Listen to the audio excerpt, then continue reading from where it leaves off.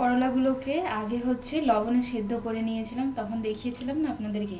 এবার হচ্ছে করলাগুলোকে মাঝখান থেকে কেটে, ঠিক আছে, পুরো একেবারে সেদ্ধ করবে না, দেখুন একটু শক্তই আছে এই যে, ঠিক আছে, পুরো একদম সেদ্ধ করে একেবারে নরম করতে হবে না, না হলে কিন্তু একদম ফেটে যাবে। হালকা একটু জাস্ট বয়েল করতে হবে। এটাকে কেটে আমি এটার পেটের সব বের করে দিয়েছি, এই যে দেখুন।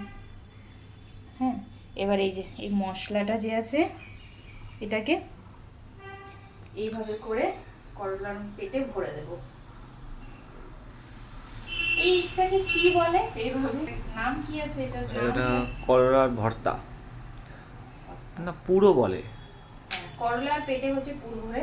পুরো করে এই যে একটা করলাম, আর একটা দেখিয়ে দিচ্ছি।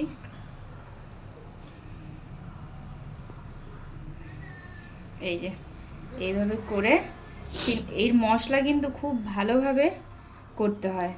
এটা কিসের মশলা? এটা মশলা, এই পুরো ফুল রেসিপিও দিব আমি। মশলাটা কিভাবে বানিয়েছি সেটাও আমি আপনাদের সঙ্গে শেয়ার করব, ঠিক আছে? হ্যাঁ, আর বাদ বাকি মশলা যে আছে এগুলো ফেলবো না, এগুলো। হ্যাঁ, হালকা একটু খুলে মুখটা এই যে উপর দিয়ে দিব। তারপরে কি করছি আমি আপনাদের সঙ্গে শেয়ার করব।